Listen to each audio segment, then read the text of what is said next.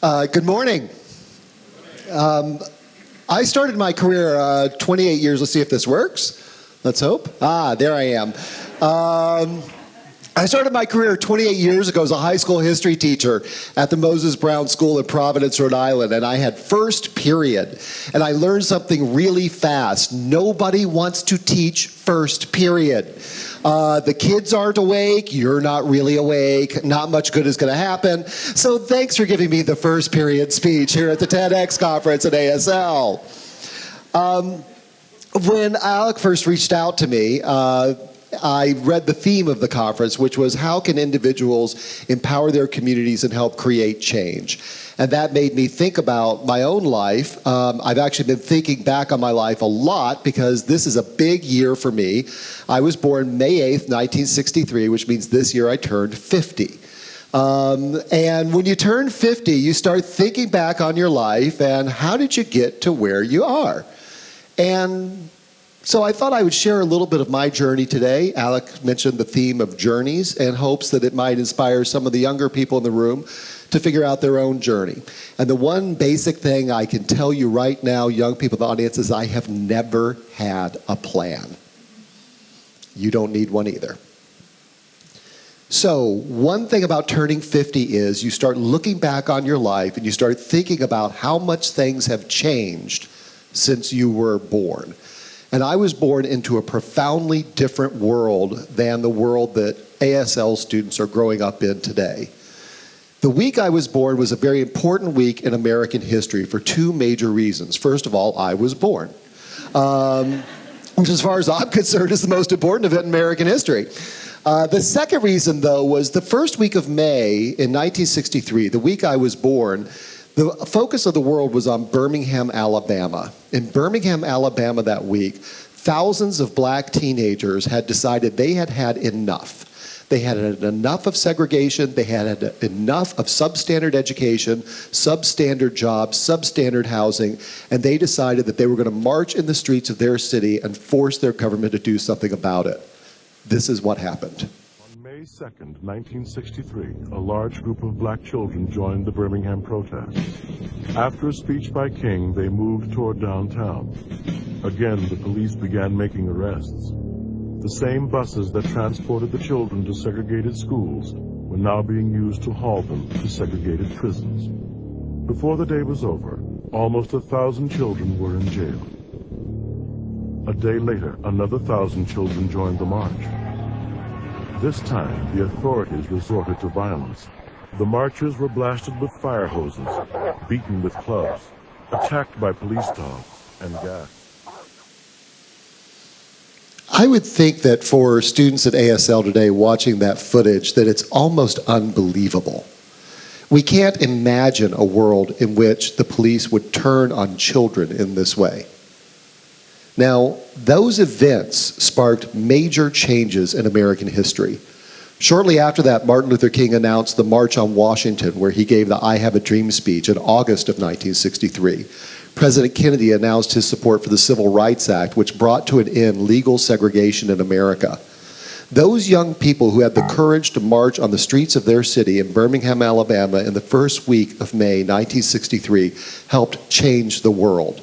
And they did that because they knew a basic truth spoken by the gay artist Andy Warhol, who once said, "People will tell you that time changes things, but actually you have to change them yourself." Now, 1963, the year I was born, was not a very good time to be gay in America. The government, 10 years before, had decided that gay people were a threat to national security and had actually banned the employment of gay people in the government. Sexual relations between two people of the same sex were a crime in every state in America. Being gay was officially thought of as a mental illness. It was treated through such means as chemical castration, lobotomies, which for young people who may not be familiar with the procedure is when you have a spike driven into your brain to deaden your nerve centers, and something called aversion therapy, when people were shown pictures of people of the same sex and forced to vomit repeatedly in hopes they would develop an aversion to people of the same sex. Now, in the 60s, Mike Wallace, who would go on to become famous as the host of 60 Minutes for people of my generation, did a special report called The Homosexuals for CBS News. And this clip kind of pretty much summarizes the way people regarded gay people back in the 60s. The average homosexual, if there be such, is promiscuous. He's not interested in nor capable of a lasting relationship like that of a heterosexual marriage. His sex life, his love life, consists of a series of chance encounters at the clubs and bars he inhabits, and even on the streets of the city. The one-night stand, these are characteristic of the homosexual relationship. And the homosexual prostitute has become a fixture on the downtown streets at night, on street corners, at subway exits. These young men signal their availability for pay. That was pretty much how we were regarded back in the 60s. And once again, the footage is probably difficult to watch for a couple of reasons. First of all, because it's so insulting. But secondly, because it's so grainy and hard to see. One thing that young people might not understand about this footage is the reason it's hard to see was it was not safe for gay people to have their faces shown on television in the 60s and early 70s. In fact, this is a famous photograph from the American Psychological Association when they were debating whether or not being gay was a mental illness. The man who is presenting the point of view that being gay is acceptable felt compelled to wear a mask.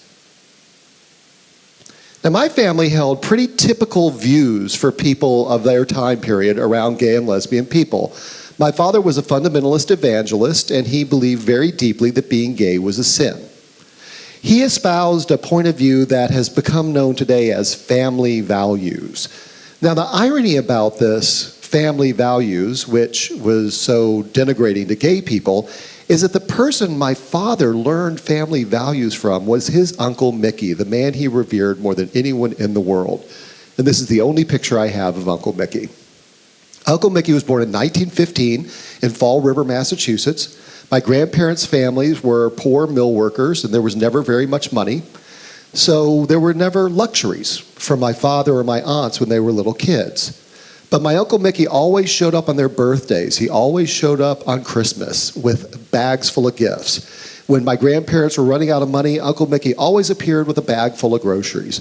My Uncle Mickey always made sure that his nieces and nephews were taken care of. Now, Uncle Mickey died when I was 5, so I never met him. But I grew up hearing stories about this legendary man who my family loved so much. In fact, my older brother is named after my Uncle Mickey. So I remember hearing about him my entire childhood. I didn't learn until my 40s, however, that Uncle Mickey was gay. Now, it could not have been terribly easy for Uncle Mickey, who was born in 1915, to be gay. Most gay people of his generation chose to marry people of the opposite sex and to spend their lives trying to pass as something they were not. Uncle Mickey never did that. He never married, and he tried very hard to live the life that he felt he was entitled to. But that life came at a cost. My Uncle Mickey died on April 14th, 1969. In reality, he had died several days before. My aunt found his body in his bedroom in his apartment where he had been dead for several days. When you look at his death certificate, you see here the cause, portal cirrhosis of the liver. My Uncle Mickey drank himself to death. He was 53 years old when he died, 3 years older than I am now. 2 months after my Uncle Mickey died, the police came into a bar in New York City called the Stonewall. This was pretty standard behavior back in the 60s. The police would come into bars, they would rough up the patrons who were gay, they would blackmail them, they would abuse them in various sorts of ways, and there wasn't much gay people could do about it because it was illegal to be gay in the 60s. But something happened that night, June 28th, 1969, in that bar called the Stonewall in Greenwich Village in New York City. The young people in the bar, once again, young people, most of them in their late teens and early 20s, had had enough. And they fought back. And they took control of the bar. And they drove the police out. And they fought the police on the streets of New York City.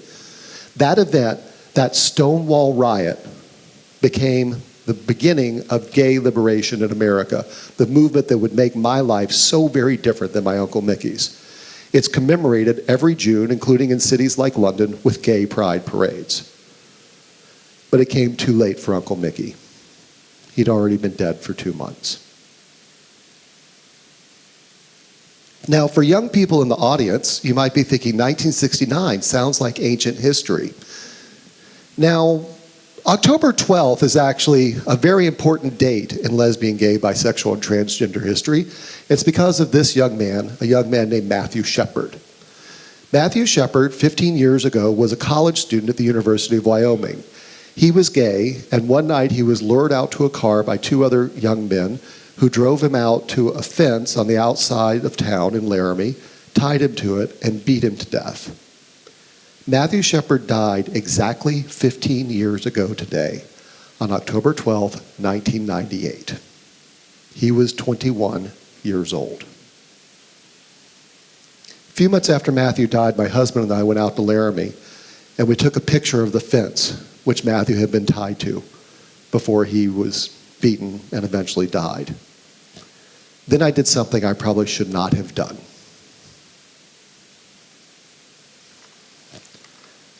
I took a piece of the fence. And I keep this piece of the fence on my desk every day to remind me of the people who never got to live the life they were entitled to because of prejudice against people based on their sexual orientation or their gender identity.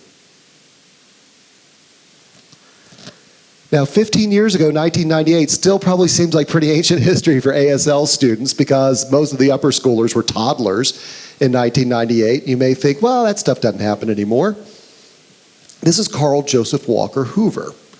Carl was a 6th grader in Springfield, Massachusetts in 2009. He was repeatedly bullied and harassed at his school.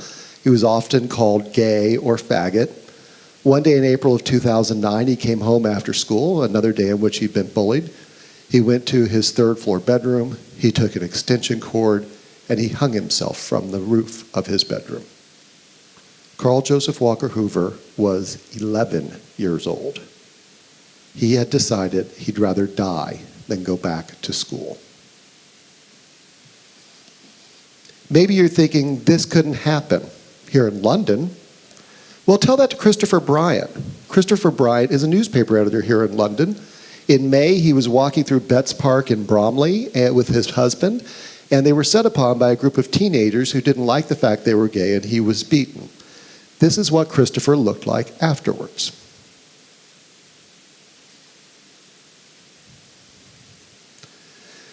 Now, when I was given the assignment of doing a TED Talk, I have to admit I felt a tremendous amount of anxiety because, first of all, the invitation freaks you out. It's like, be prepared to give the speech of your life. You're like, thanks, no pressure there. So a friend of mine sent me some tips on how to give a good TED Talk, and the first tip was use humor. I'm kind of failing at the using humor part of the presentation because there's nothing terribly funny about what I'm saying now. I probably can't give you a lot of humor, but I can give you a little bit of hope. Now, in preparation for the talk, I went to the ASL website, and I noticed that you had something at your school called a Gay Straight Alliance. I don't know, any students here belong to the Gay Straight Alliance? Yay! So you may be wondering, where did this idea come from? Well, I'm happy to tell you because I was there. In 1988, I was teaching high school history in Concord, Massachusetts. I decided that it was time that my students know someone who was gay, so I decided to come out to the entire school in an assembly, which took place in October.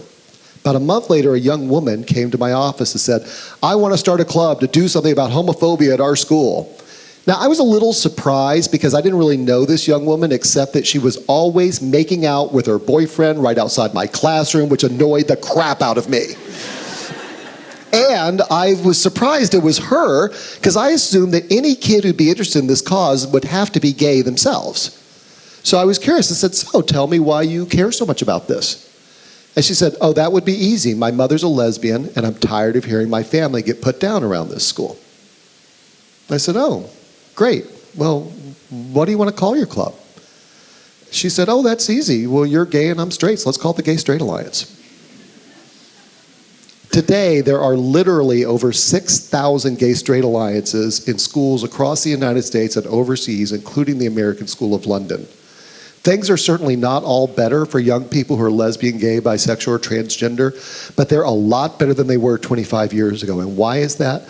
Once again, because of the courage of young people who said, I am going to stand and I am going to make a change. Now, about the same time as I was helping kids start the Gay Straight Alliance, and here we are, a much younger version of me with the Gay Straight Alliance outside of the Capitol when we marched on Washington in 1993 for lesbian, gay, bisexual, transgender rights. I started playing a little game where I started asking older friends of mine, what is the biggest change you have seen since you were a child? I recommend this game to everyone. I decided the first person to ask would be my mother. Now, my mother was born in 1925 in the mountains of eastern Tennessee, a region called Appalachia, whose name is synonymous with poverty and degradation. This is the shack in which she grew up. Now, I thought when I asked my mom this question about what had been the biggest change since she was a child, she had so many things. She had seen the end of segregation. She had seen the coming of women's rights. She had seen the rise of gay liberation. I couldn't imagine what she was going to say was the biggest change in her childhood, since her childhood, and she said something immediately, though. She said, oh, Kevin, that'd be real easy. The biggest difference since I was a girl was indoor plumbing. Now, like you, I laughed, and my mother looked at me confused. She goes, I don't know what you think is so funny. I didn't have indoor plumbing until I was 16 years old. And I thought about the incredible changes my mother had seen over the course of her life.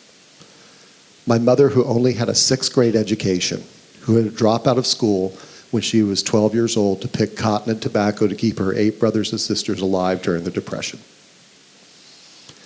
Now, when you think back over your life and you're 50, you realize you didn't get here alone. You had a lot of help from a lot of people. But probably nobody taught me more than my mom. Nobody at Harvard, Columbia, or NYU, where I went to school. Oh, we skipped a slide, I think. There we go. The day I graduated from Harvard, becoming the first person in my family to ever earn a college degree, my mother pulled me aside. My mother, being the wife of a preacher, was really big into Bible verses, and she whispered to me one of her favorite verses. She said, Kevin, I want you to always remember, to whom much has been given, much will be expected. And I've spent my adult life trying to give back because I realize how incredibly lucky I am to have had the privilege to go to a place like Harvard, to have the privilege to do the kind of work I do, to be able to travel the world. My mother never had any of those privileges, but she did everything she could to give back. Shortly before she died, my mom called me and told me she was volunteering at a place called Holly Haven. Now, I don't know what you picture when you hear Holly Haven. I pictured plant nursery. So I said to Mom, what do they grow at the Holly Haven, Mom? And she said, well, Kevin, we don't grow anything. It's an AIDS hospice. It's the first one we've had in Winston-Salem, and I am their first volunteer. Now, soon, I talked to my mother on the phone several times a week. Every conversation was about Holly Haven. I'm convinced she was running the place within a few weeks. So when I came home with Thanksgiving, I was not surprised that she wanted me to go on a tour. And I went to Holly Haven, and I went through the very small facility. I met a lot of the patients. And I was struck that my mom and I had talked about Holly Haven so many times. But by the end of my tour, I realized she had never once mentioned what she had always been taught as a child was the most important characteristic of all the patients in Holly Haven: the fact that they were all black. Now, my husband and I were very proud of my mom, so we ended up giving a gift to Holly Haven and having the porch named after her. And this is a picture taken with her on the porch about a year before she died. You can see that she wears glasses, but my mother was not blind. She could see that people were black. But I guess she must have paid attention in Sunday school where somebody taught her, love thy neighbor as thyself. And distinctions like race and sexual orientation just didn't seem to matter that much to her anymore. So, how do you empower a community?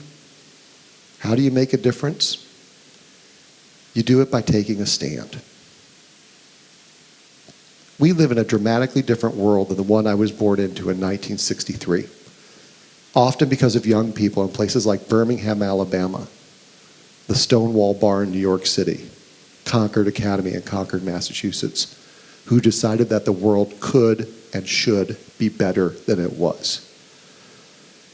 In 2013, we face our own set of challenges again.